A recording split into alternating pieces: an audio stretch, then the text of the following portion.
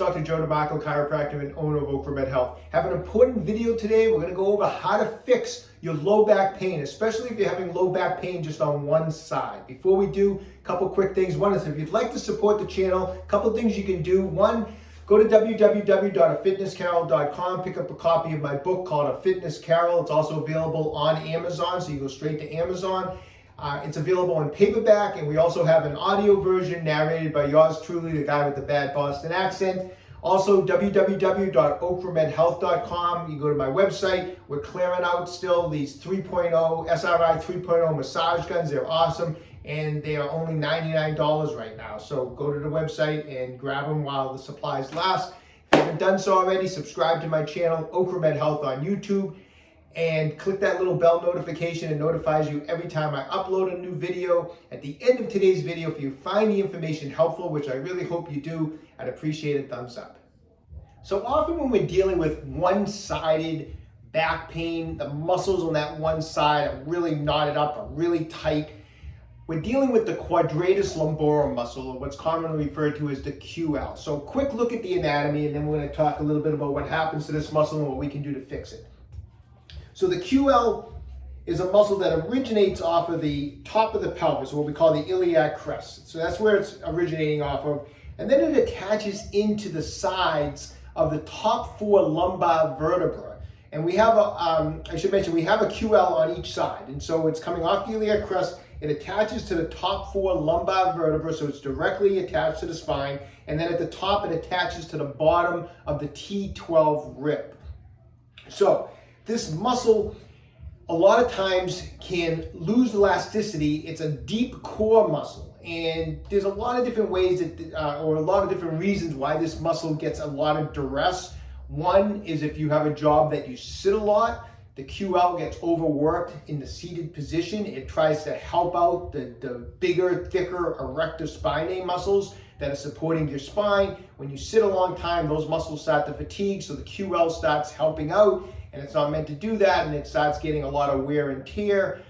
Other different things, you know, I see patients come in a lot of times, young parents or even grandparents that are constantly holding their kids up on their hips. They use their hip as a chair and they carry the kids on one side. That puts a lot of pressure down on the pelvic area, stressing out the QL. But it's also a muscle that gets a lot of wear and tear and injuries in the gym. And what will happen is this nice elastic, stretchy QL muscle will build up adhesion as we kind of give as an example by tying some knots in this band. So when adhesion or scar tissue builds up in a muscle, muscles will shorten. So now they're not as long as they should be, and they're not as stretchy as they should be. And a lot of times people with really tight QL muscles, if you check their posture, the hip is jacked up on one side because of the fact that the muscle has shortened and tightened up. And so it's super important with the QL to break up any adhesions in there. And that's what we're gonna go over today, how to do some fascia release work on the QL muscle, and then how to stretch out the QL muscle, okay? So let's get right to it. Okay, so the two things we need to do some fascia release work on the QL, and we need to stretch the QL. Couple things before we get started. One, remember, this is a deep core muscle, so we do not want to be doing fascia release work on this first thing in the morning, right out of bed, when our muscles are cold. You know, we need to be warmed up to do deep fascia release work. If not, you're going to be really sore the next day, and you could cause some damage in there. So you have to make sure you're warmed up. Get on the treadmill for 15-20 minutes, or on the bike. Or a good time to do the deep fascia release work is after you're done working out and where there's a lot of blood flow in the body, okay? So make sure that you're completely warmed up before you try to get into these deep core muscles. The other thing, if you think you're gonna get to the QL muscle using something like this, you can just forget about it. There's no way a foam roller is gonna fit in the location of that QL. We went over the anatomy. This muscle is located from the iliac crest into the lumbar spine, into the bottom of the T12 rib. If you think you're going to get this into that area and get deep with it, it's not going to happen. Your foam roller is absolutely useless for getting at the QL. We need to use a massage ball. A smooth lacrosse ball is okay, but I prefer something spiky. It's going to be 10 times more effective to use a spiky ball to get in deep and to break up those adhesions that are building up in that QL. So this is a Tai Chi Max ball from OcraMed Health. It's very, very effective on breaking up fascial adhesions, or what we call scar tissue, okay? So a couple different techniques we're going to use with this ball first. One is just some general kind of mashing of the tissue in there with the ball, trying to break up the adhesions by just doing some general rolling on the ball. Now, we need to place that ball, so you're going to need to do some palpating, and that's why we always go over the anatomy so you understand what we're trying to do, is put your fingers back there, find the top of that pelvic bone, the top, which is your iliac crest. It's a very bony area. You shouldn't have any trouble finding it, and you want to be above that with the ball. You also want to be right off to the side of the spine. So if you put this ball on anything bony, if you put it on the pelvis, if you put it on the spine, you're going to know right away it's going to be very, very, very uncomfortable to be on the bone. So just with your fingers though, palpate where the lumbar spine is, palpate where the iliac crest is, and right above the iliac crest and off to the side of the spine is where this ball is going to go.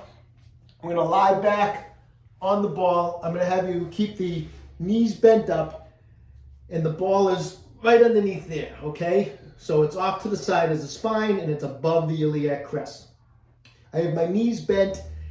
Gauge your pressure. If you're not used to working on a massage ball, you may want to keep this shoulder off the ground a little bit, but kind of ease into it. And from this initial position, what we're going to do is just kind of use our hips to kind of roll back and forth with the ball into that QL muscle. So I'm trying to relax, I'm breathing, trying to get that ball, let it get in as deep as we can. We're trying to get into the really deep, deep tissue in there.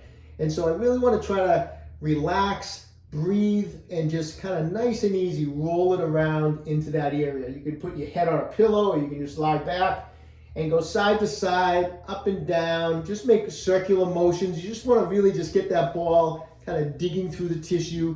After about 60 seconds or so, try to move it up just a little bit. Obviously, the other landmark we're looking for is we don't want to be hitting into the 12th rib, so that's kind of like as high as we want to go is where the bottom rib is over here, the T12 rib. So we're kind of working between the iliac crest and the top of the T12 rib. So you can move the ball around 2 or 3 different spots as long as you stay within that realm of anatomical points, okay? And then once you move it around, you move it up a little bit into a different spot, spend another 60 seconds rolling and digging around in there. So you may hit 2, 3, 4 different spots where all you're doing is just letting your body weight come down and let this ball do its job and dig into the tissue. Then we're going to use a little bit of what we call a pin and stretch technique. And a pin and stretch technique is we're going to use the ball to kind of pin into the, pin the muscle, and then we're going to add some active motion. So the way we're going to do the pin and stretch technique is, once again, find the spot, find the crest, find the spine, get back down on the ground like this. Okay, and this time I'm going to keep, so I'm working on my right QL. I got my left knee up. I'm going to have my right leg straight. And what I'm going to do is I'm going to make believe I'm doing like a side, as I'm trying to do a side crunch on my left side of my abs. And so I have the ball pinning and pressing into that QL. And now what I'm going to do is I'm going to lift my torso like I'm doing a side crunch. And at the same time, I'm going to pull my leg up like that. So what I'm doing by lifting the leg and lifting my torso, I'm stretching, I'm pinning and then trying to stretch that QL on the right side while the ball is pressing in there. So I'm doing this type of a motion. Just like that. And as you come up, you'll feel it. It intensifies the release work on that QL where the ball is. And I'll do this 10 or 12 times, just like that. And then I'll move the ball, maybe a half of an inch in a different spot, and I'll come back again. And I'll lift the leg and the torso at the same time. Just like that. It definitely intensifies it, so go nice and slow and controlled. At the top, I might hold it for like a 2 count, 1001, 1002. I'll come back down, I'll relax, 1001, 1002. And like I said, I'll do that about 10 or 12 times on each spot that I put it. I might place it in 2, 3, 4 different spots. It really depends on your size, how many spots you can move it around. Some people, smaller people may only move it around a couple times. If you're a little larger, you can probably move the ball around 3 or 4 times. But those are the 2 different techniques to get in there and dig in with the ball. Like I said, make sure you're breathing, gauge your pressure. The first day you do this, don't try to dig in as deep as you can on the very first day. If you're not used to doing fascia release work, ease into this. And this isn't something that's a quick fix. It's gonna feel good when you get done. It's gonna loosen it up. But to really break up that adhesion, you're gonna need to be working on this for the next 4 to 6 weeks every other day. After you do the fascia release work, we're gonna move on to a stretch. Okay, so I just did the fascia release work. Now I have a ton of blood flow into that tissue, so now it's a great time to stretch it. So do the fascia release work first, then move on to the stretch. So a couple stretches that you can do for this is, one is bring this leg, so I'm gonna stretch the right QL, bring this leg back in this position, and this leg is out in front. And what we're gonna do is with the right arm, I'm gonna kind of come up and over, and I'm not gonna come towards this foot, I'm actually gonna come up and over, so I'm kind of reaching behind the foot like that. So I'm kind of coming up, over, and reaching for the outside of this leg like this, and you'll feel this coming right down the side, on the right side, the right QL, and I'm just gonna hold this position, and I'm gonna stay like this for a minimum of 30, building up to 60 seconds. So it's a long, deep stretch we're gonna do. Make sure you're breathing in between,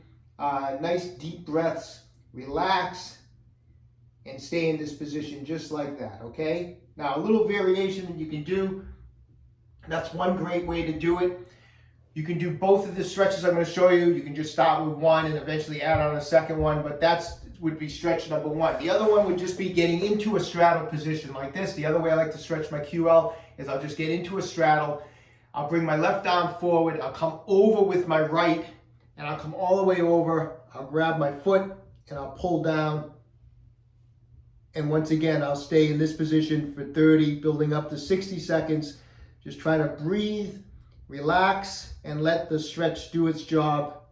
And you'll feel a nice release all the way along that side. Obviously, we're not isolating the QL and stretching it alone. Obviously, coming over, we're stretching the internal and external obliques. We're stretching the erectors, but that's okay. The QL is going to stretch also. So those are the 2 stretches I want you to do.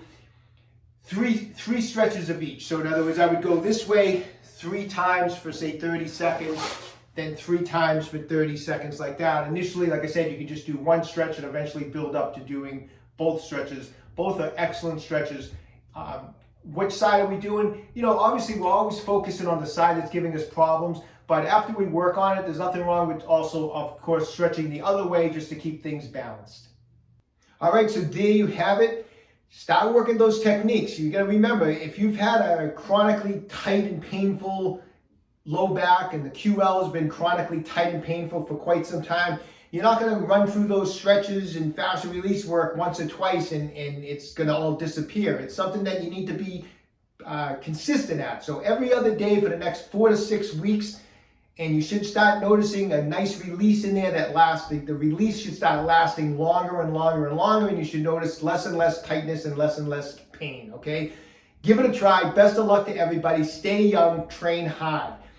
If you haven't done so already, take a moment right now, visit my website, www.OcraMedHealth.com. We have a full line of fascia release products. Those Tai Chi Max balls that we use in today's video is in stock. The SRI 3.0 massage gun is on clearance sale for $99. So when you get a chance, check it all out. If you haven't done so already, subscribe to my channel, OcraMed Health on YouTube. Questions about exercises or injuries, just leave me a comment in the comment section down below. I do the best I can to get back to everybody. And don't forget, OcraMed Health is here to keep you fit forever.